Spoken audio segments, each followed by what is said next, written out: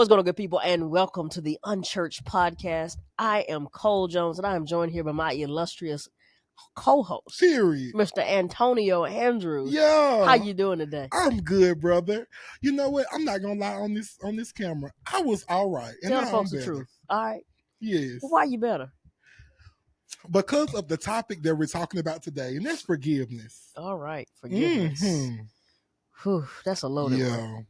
I feel like more people, forget about church, more people on earth struggle with forgiveness than anything else. I ain't gonna lie, it's hard. Like that whole forgiving, letting it go. Mm-hmm. It's like some things get seared in your memory, and it's like you just can't move past it. Mm-hmm. So forgiveness. So I'm gonna go ahead and just put all my business out there. So the beginning of the week, me and my bestie, me and Mrs. Webb, all right, had it wasn't a difficult conversation, but it was intense. It was intense. And yeah, it just really rattled my spirit and my soul. And I really have had a bad week until I called her and apologized. Like 30 seconds ago. Yeah. Like while we were sitting here getting ready to record the podcast. And the Lord was just like, call her and apologize. But can we talk about how much better you felt after? I am free. But can we talk about how you felt before, though? That was ugly. I felt how I just sounded, a mess. Oh, my God. No, but that's so true. Like, a lot of the times, for one, like, when it talks about forgiveness is not just for you, but for the other person. Mm-hmm. I mean, not just for the other person, but for you as well. That's so true because I know and I have experienced that holding on to, like, anger, bitterness, resentment, hurt always weighs you down more than the other person. Yeah. And it's funny because I do have this saying. Now this ain't biblical. All right. So tell the people the disclaimer. So let me close my Bible real quick for y'all. You know, you didn't find it in the good book. It ain't in. Well, it might be. Cola, let me know. But I always say, who you want to be mad at the end of the day, them or you? So make them mad today. Oh no, that ain't biblical. That's not in the book. That ain't in the book. But, nowhere in there. We can reverse that and just say, like, who do you want to be mad at the end of the day, them or you? So it works. It's just in different contexts because I want you to turn that click up, dog. Not like choose peace, but now the refined version of Antonio. Okay. I want that you was guys. AJ speaking. Yeah, AJ is like, I'm gonna turn your click up, dog. Okay. But like Antonio is like, you know what? We're gonna forgive. We're gonna forget. And we're gonna.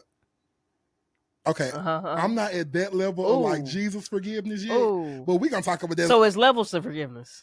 I low-key feel like it is. Okay. Well, it's not supposed to be, but like, is it? But the culture. Am I human? Yeah. Like my flesh. Yeah. Deep in my flesh. Yeah. Lord, pray. So I guess we need to define forgiveness. What is forgiveness? Oh, Lord. Hey, Siri. What does forgiveness mean? She ain't gonna talk to us? You don't talk? Siri, you got to say something back. Oh, sorry. Siri, what does forgiveness mean? Here's what I found. Siri. Read it. What does forgiveness mean?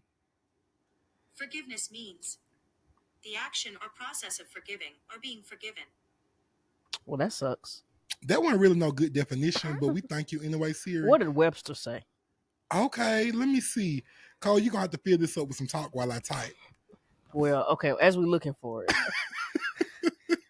I think I really believe that forgiveness is one of the most I feel like we define it wrong.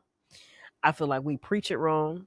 I think when we preach it wrong, we preach it for clicks and amens as opposed to how the people can get their hearts right. One of my biggest pet peeves, and I know that every popular preacher has said this. Well, you have to forgive, but you don't have to forget. And I'm going to argue tonight that if you forgive and you remember, you didn't forgive. You know what? Okay, you know what? I might have to give a little side argument to that. Yeah, I invite it. Yeah, but he can eat me up, y'all. Just going to get ready. No, well, I think that I think as Christians we kind of have to challenge that notion because I guess when we look at it, anything that culture does usually is contrary to the word of God. Usually. And when we look at culture right now, culture is like really big on cancel culture. And so, I'm not really one to say that like your R. Kelly's and your Epstein's like need to be the leaders of society. But we like throw out everything good they ever did and say we can't listen to their music because of their evils.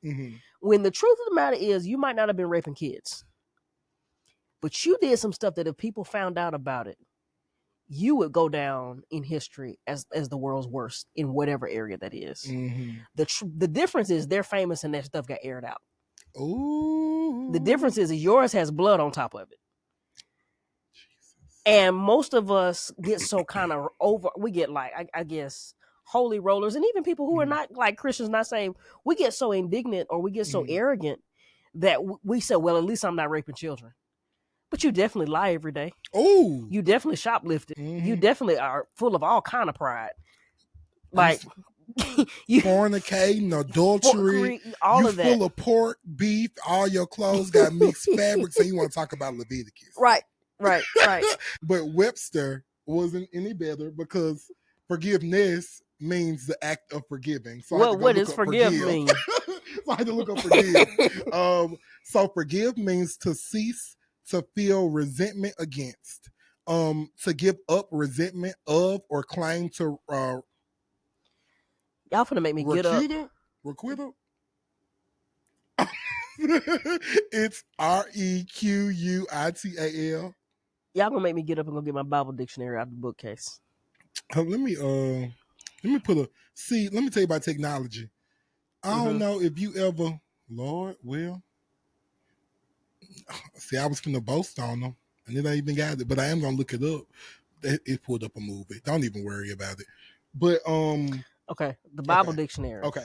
An act of God's grace to forget forever and not hold people of faith accountable for sins they confess. To a lesser degree, the gracious human act of displaying our gratitude to God and others that God himself has chosen to pardon many sins. So the gracious act that God forgot. That's forgiveness. Like, it no longer existed. There is no infraction. There is no bill. Like, I think about loan forgiveness. Everybody be talking about I received that. Joe Biden, let's pass loan forgiveness.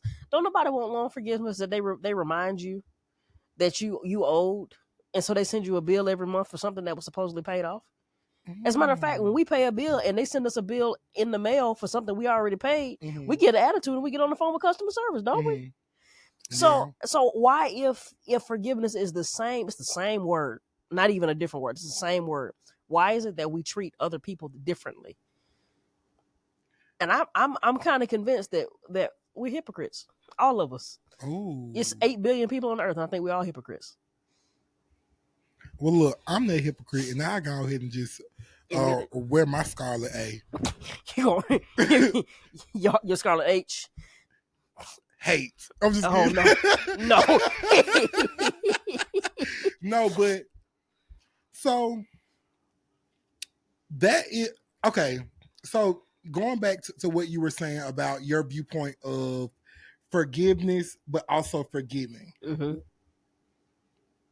Now that you done gave that, like, I'm kind of on your side, but I'm gonna say something else. Let's go. But like, I want you to say something. Well,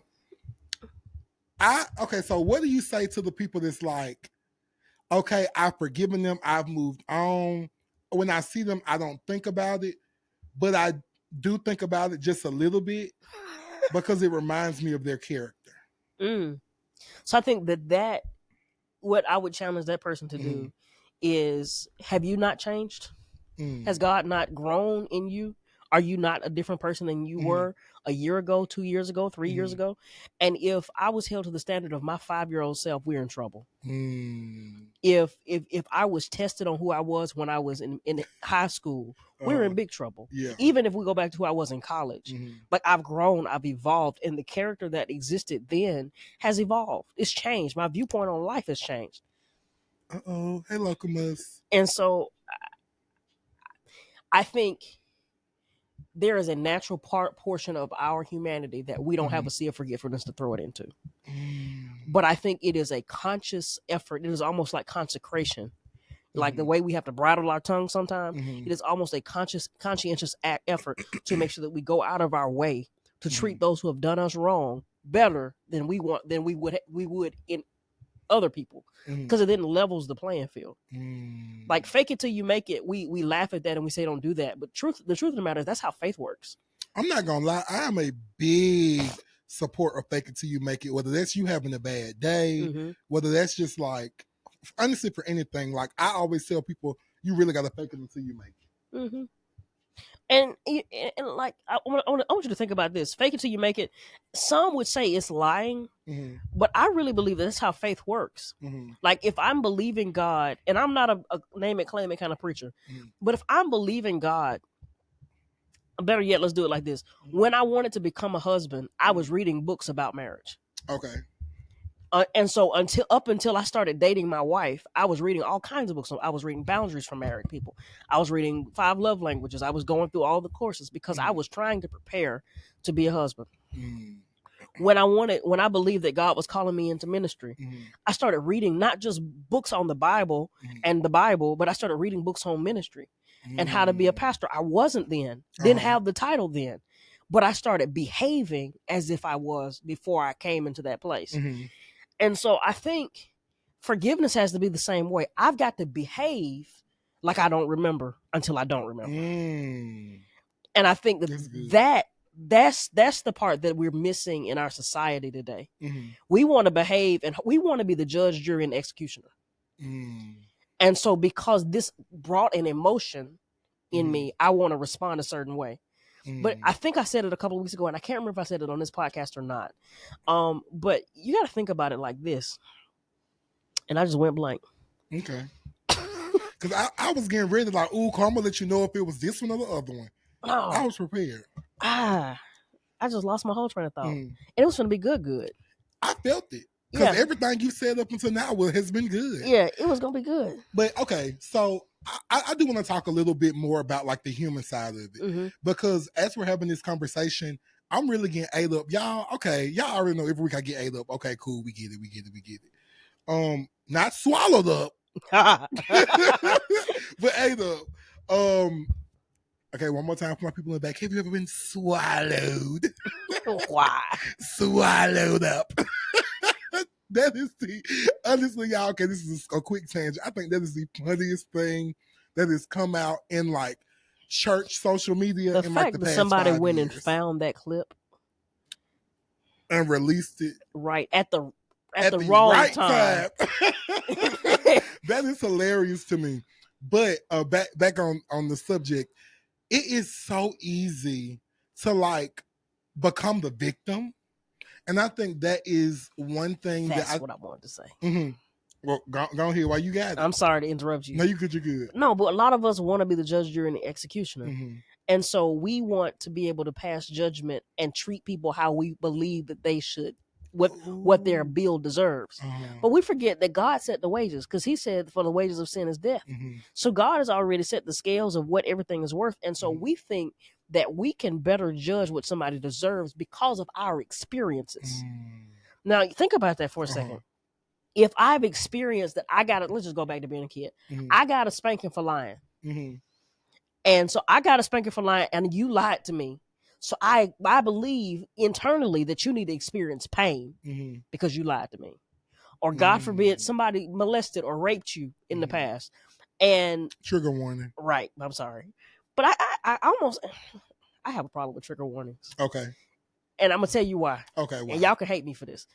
I believe that our emotions are information. And if we don't learn how to deal with the emotions, we'll never heal.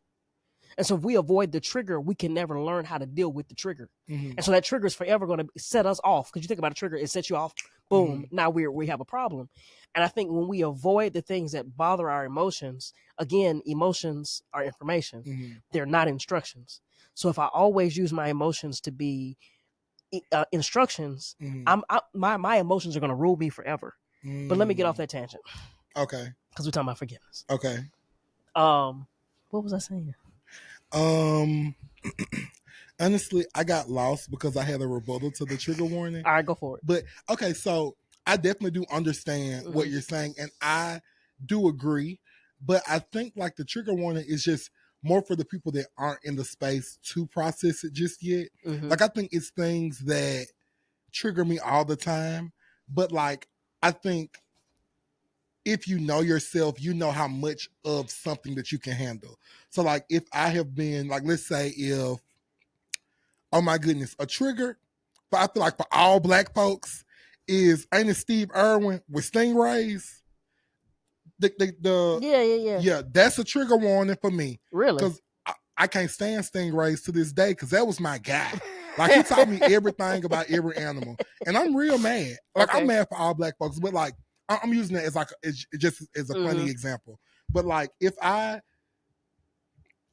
when he died back in 05, you couldn't have put a stingray in front of me and thought I was gonna pet it. Please. I don't care how many aquariums I went to, how many exhibits I went to where they had them out floating around. But I think as I grew, I was able to handle more. So like now I can pet a stingray. So I think that trigger warnings are important, especially for people that aren't in the place of being healed.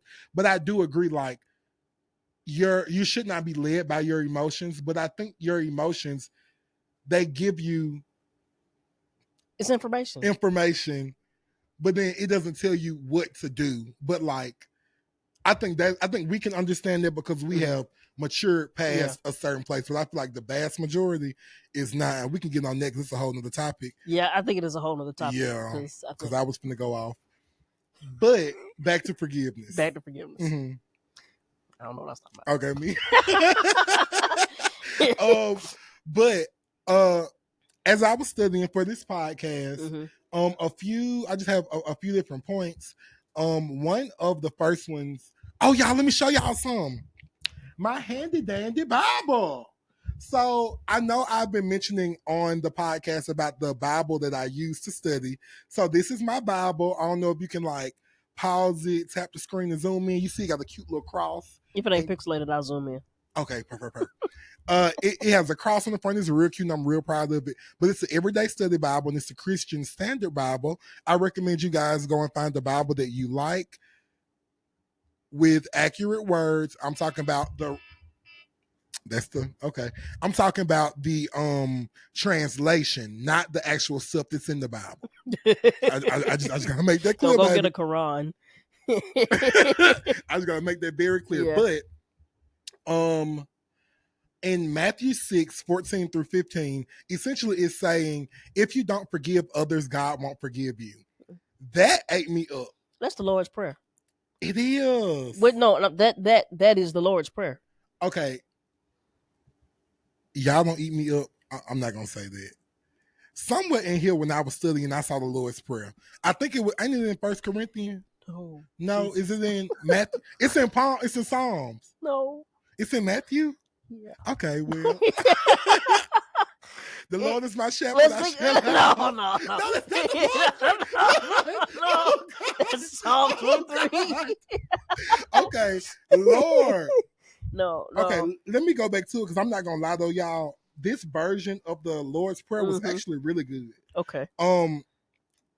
But while I did that, I cannot believe myself. But essentially, wow. Matthew 6 was saying like, if you don't forgive others, God won't forgive you. And so a note that I wrote down was your forgiveness is tied to your forgiveness. And I think whenever you really think about that, it really makes you more forgiving of others because y'all, it's so much stuff that Jesus' blood freed us from. And it's like if God kept that same energy, we would all literally not be here right now. We would be like the people that were in the flood that didn't make the boat. Oh, Jesus. And you don't want to be in the flood? But like let's unpack Matthew 6 a little bit. Okay. Because let's think about what that is. That is Jesus, well, they were disciples, they weren't apostles yet. The disciples asked Jesus, teach us to pray. So how do I talk to God? And so he literally gives them a model of what prayer should look like. And as he's giving them a model, he says, Lord, forgive us as we forgive others. So he teaches them in your regular communication with God, to communicate that I don't even want you to forgive me until I have cleaned up my heart. Mm-hmm. And so this isn't just like a verse that we can just quote, but Jesus is literally giving a model. He said, don't even come to the Father until you have made it right with others. But that's not the only place we see that. Mm-hmm.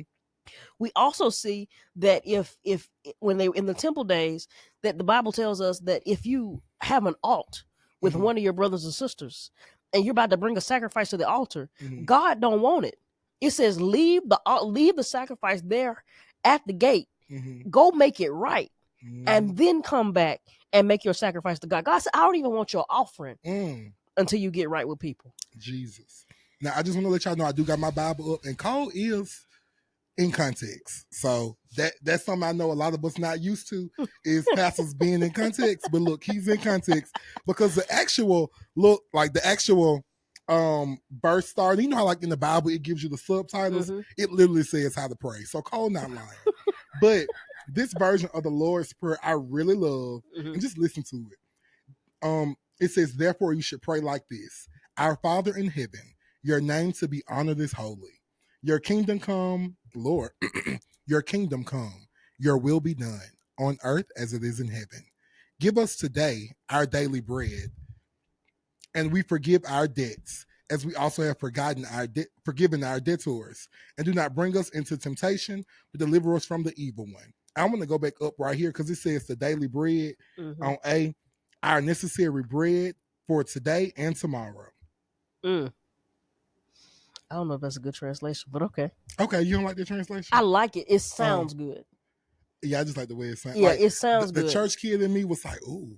Yeah, that feels good. Yeah. But I think when it says give us our daily bread, it's a mirror image back to the Old Testament when the children of Israel were wandering.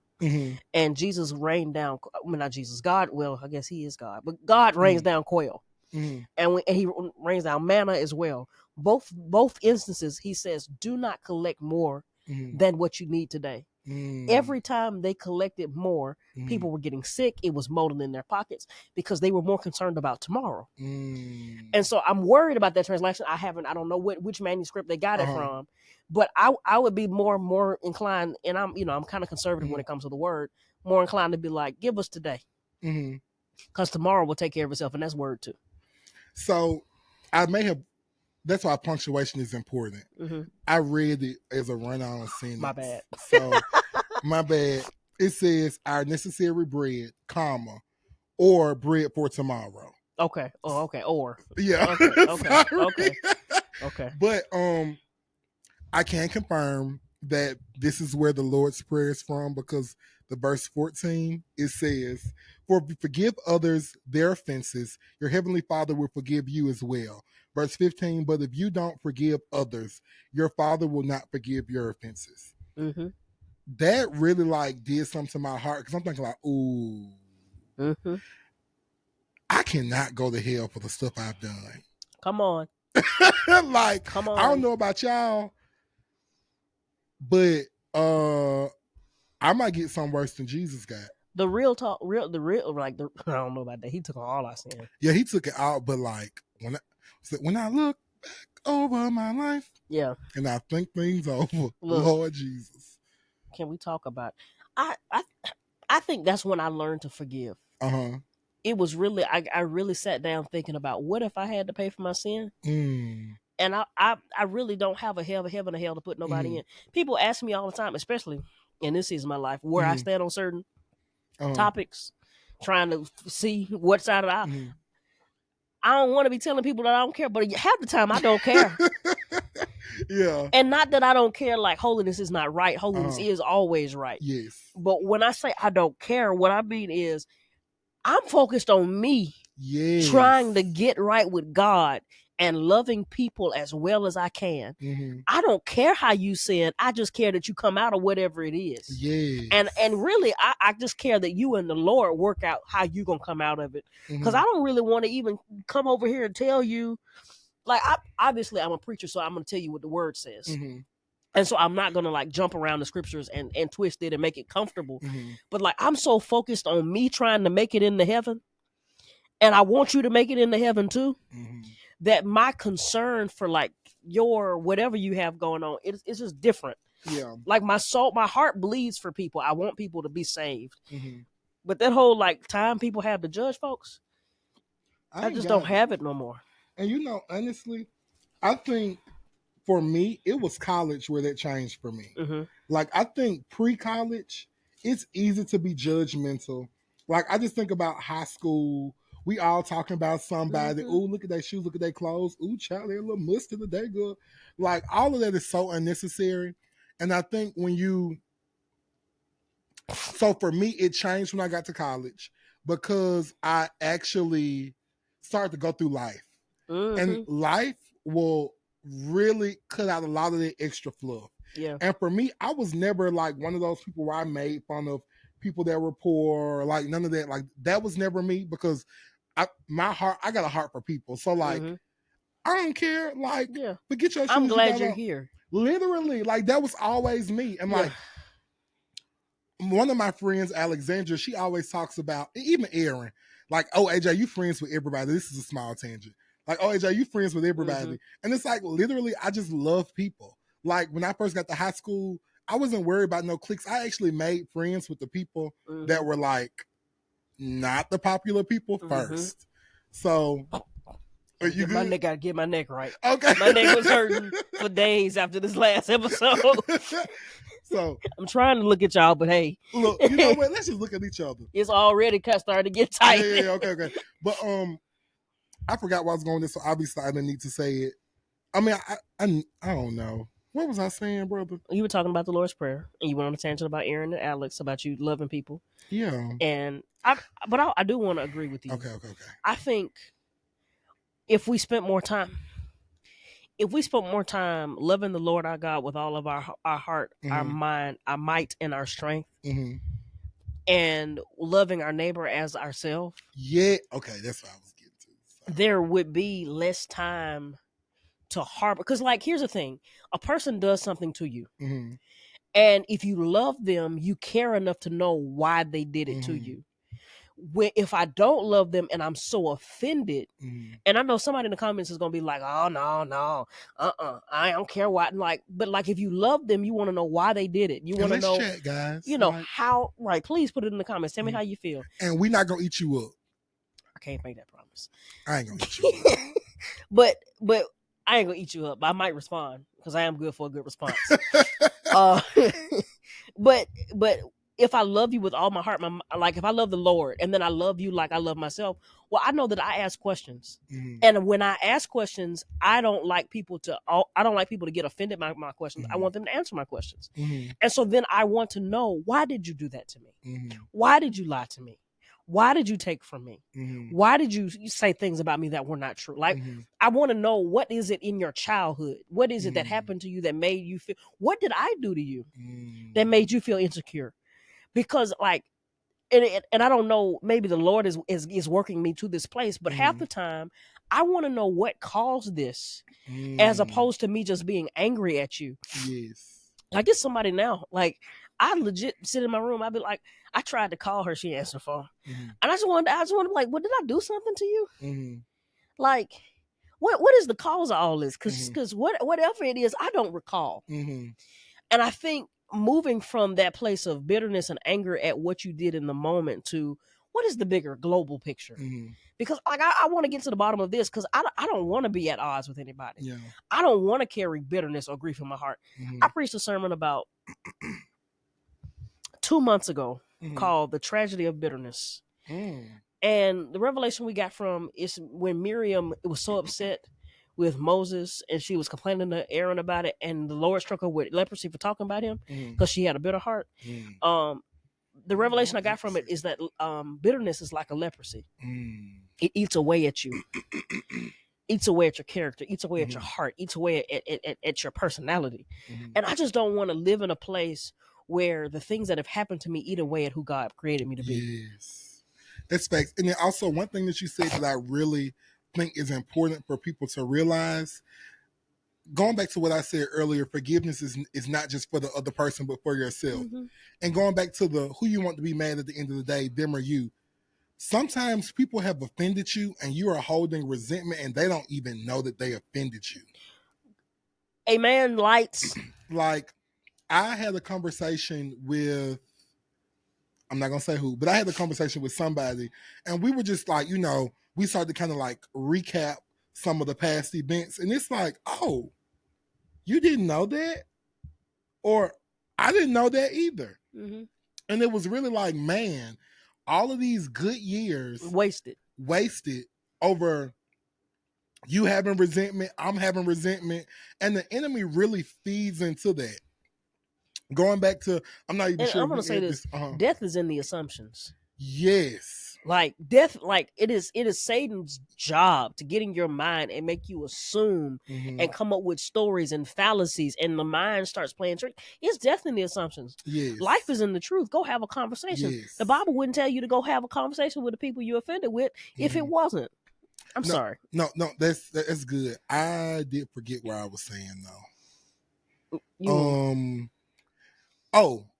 But basically we had like just this long conversation about like we missed all of these years of like being in relationship, being in community, because we held all of this bitterness in our heart. And like you said, death is an assumption.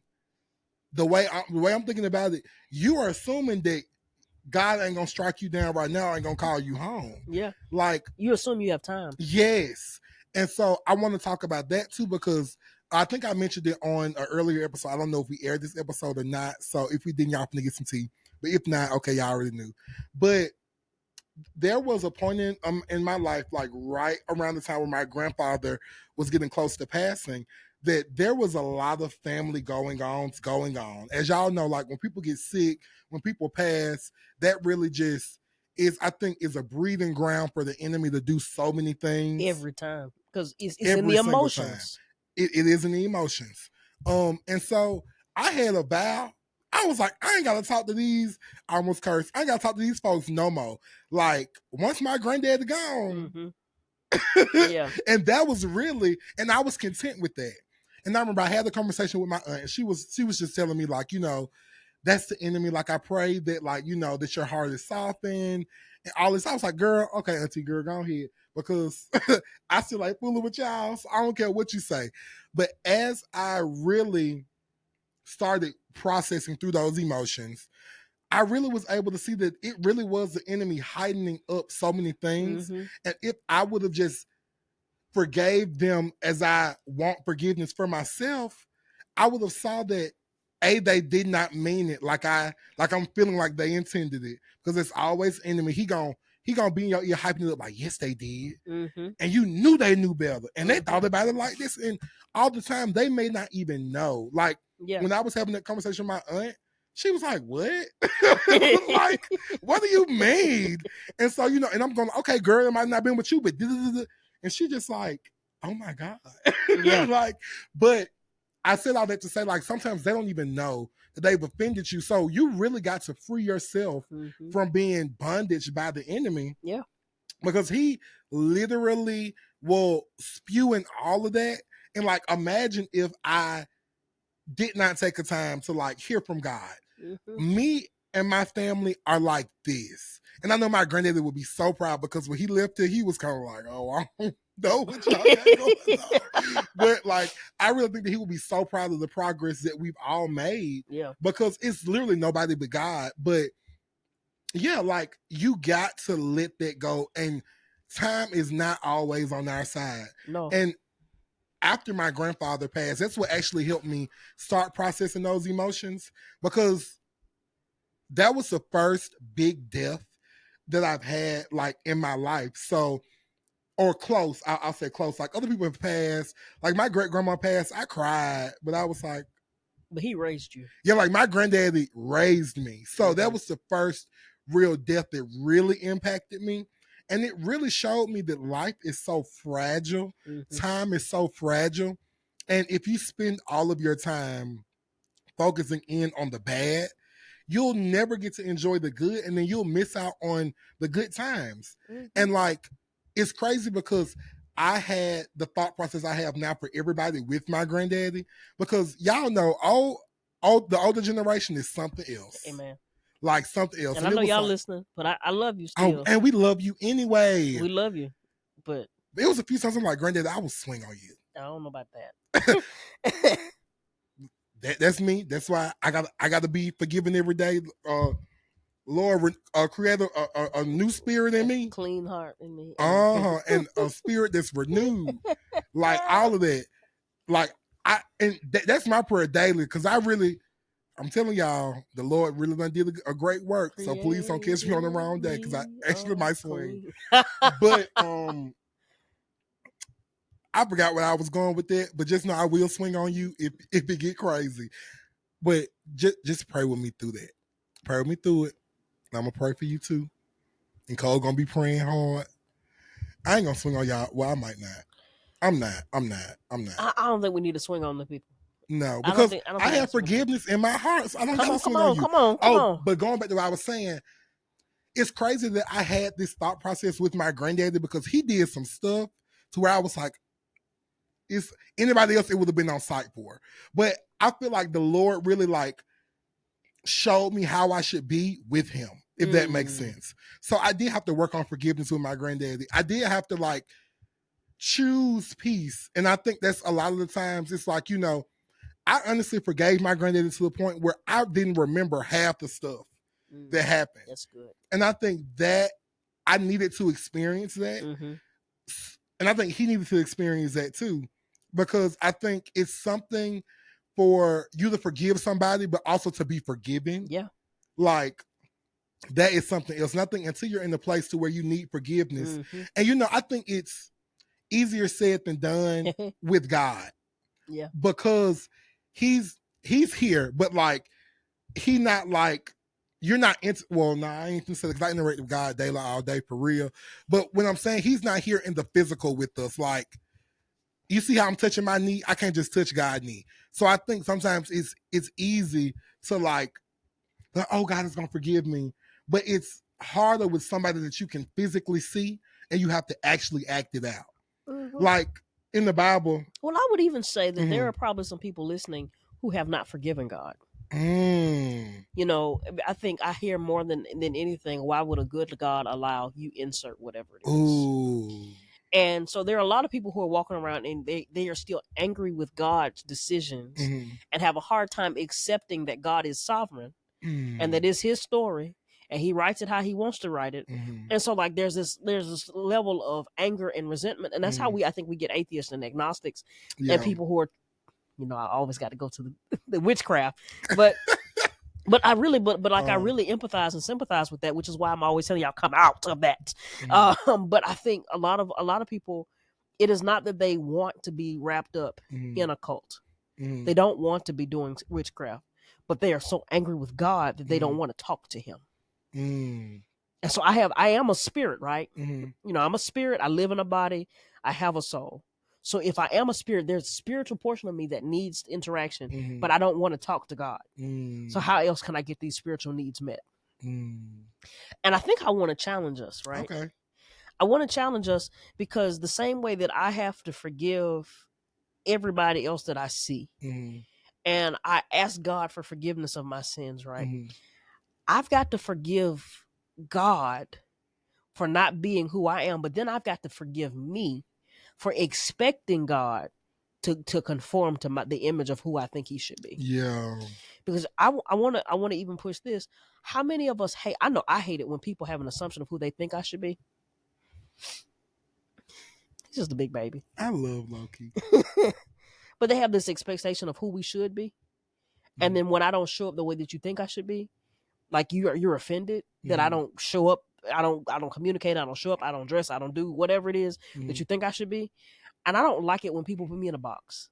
So how much more God, who is infinite, do we not want to put in a box? I think because he is infinite, our human mind has to put him in a box.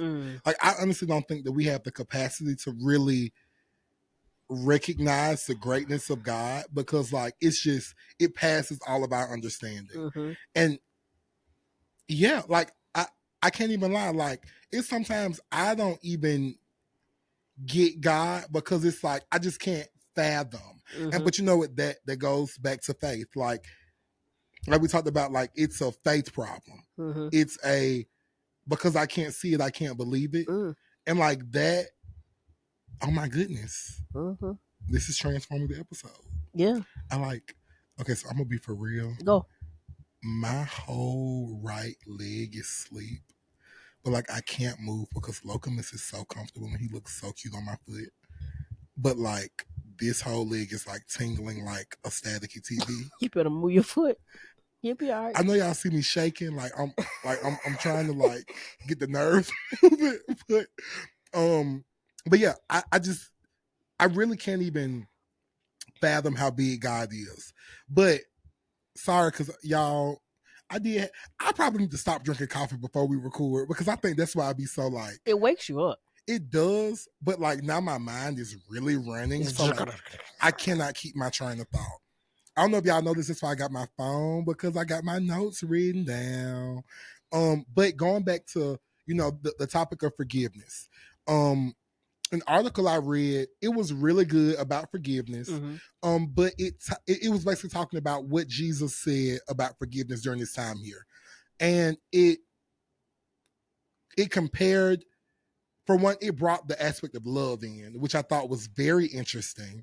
But it compared love and forgiveness as to like a coin. Like the Bible said, well, Jesus says that the greatest, not, Lord, was that Jesus who said that?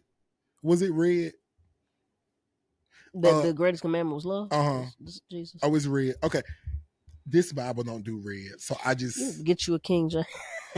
I don't want nothing to do with James, and that's my middle name. But it talks about love. Let me see if I have that written down. Lord, I ain't got it wrote. Actually, oop. Y'all, hold on real quick. Boom, that's why I did that. It's like he on the phone. Oh, here it is. But First Corinthians chapter 13, chapter 13, verse 13, it says, now these three remain: faith, hope, and love. But the greatest of these is love. And so it compared love and forgiveness, and it's like you can't have forgiveness without love. And he basically said that like it's like a coin. Of course, love is first. That's like heads, but then tails is forgiveness.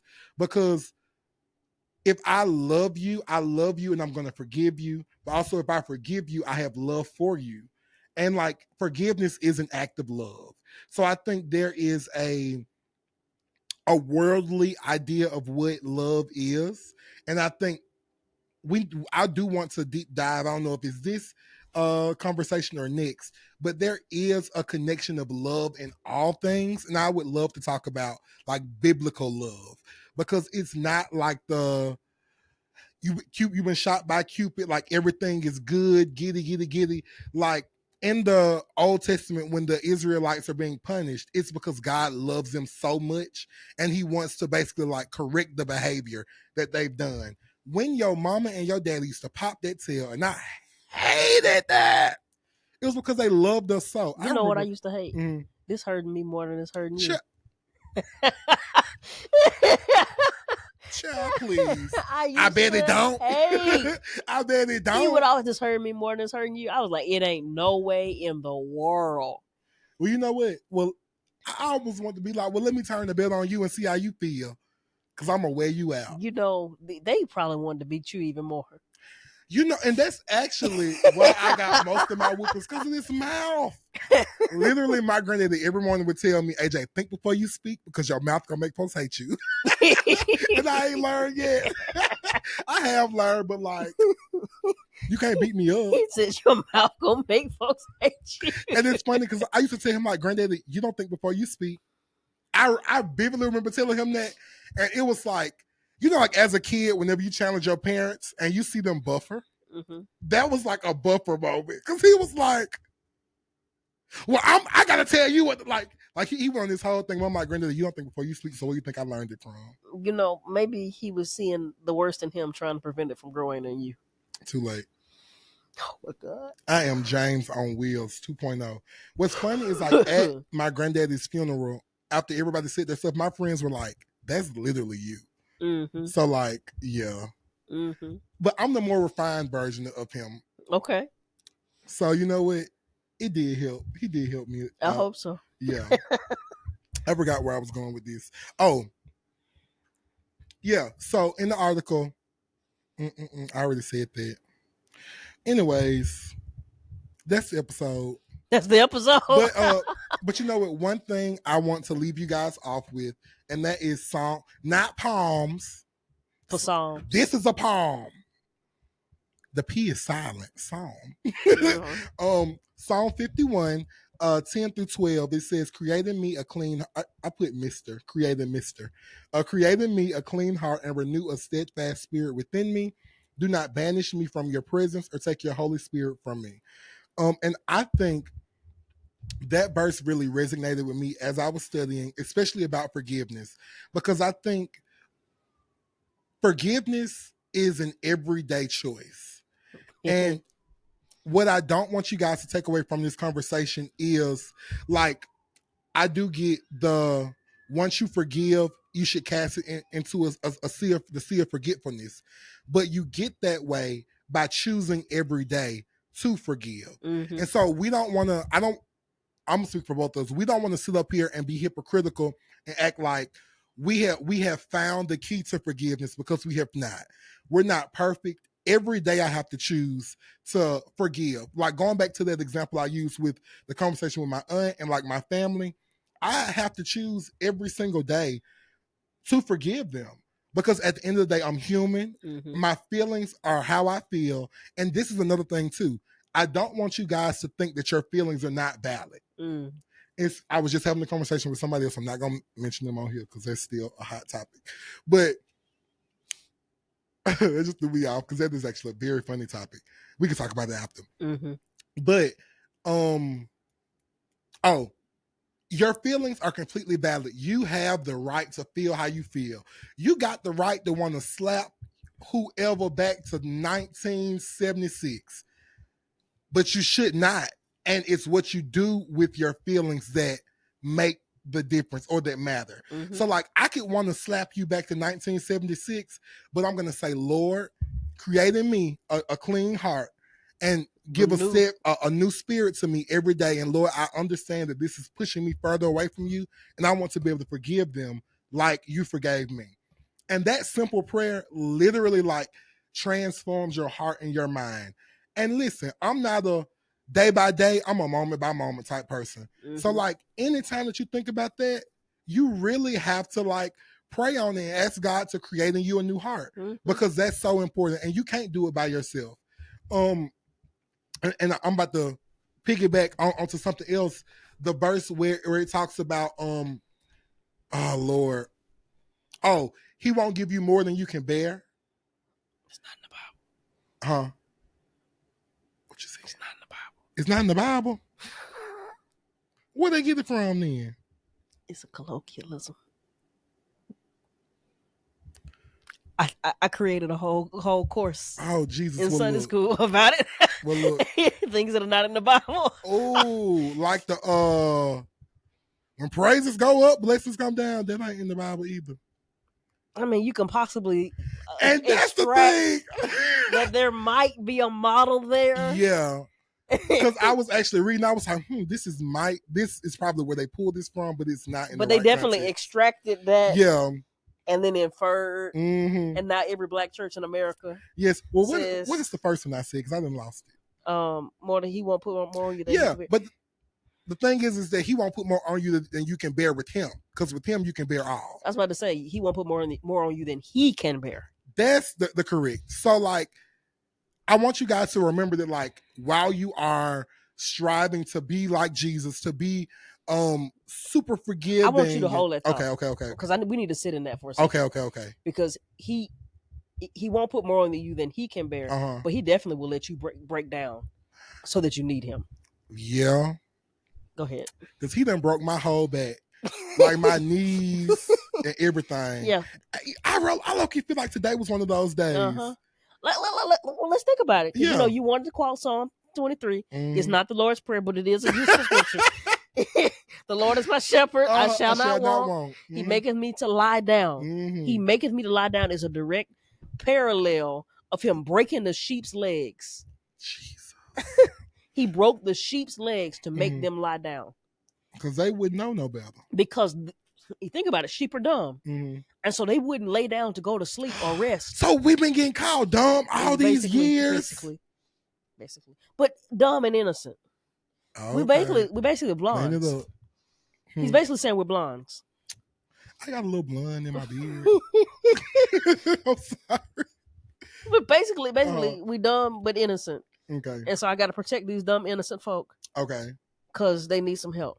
But he will break you down. Like don't let us get on here talking about because he will. But go ahead. I'm sorry. No, he actually will, and I've been broken down a few times, which goes back to what I was saying a few episodes ago.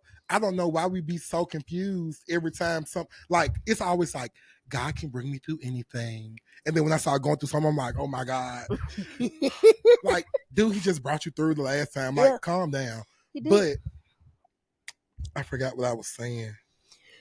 But look, we don't want you to feel like we're being hypocritical. You do have to ask for God to transform you every day. Forgiveness is an every moment thing. We don't want you to feel like it's like a plus B equals C or Y equals MX plus. But let's take it back to the beginning of the podcast. Okay, let's take it back.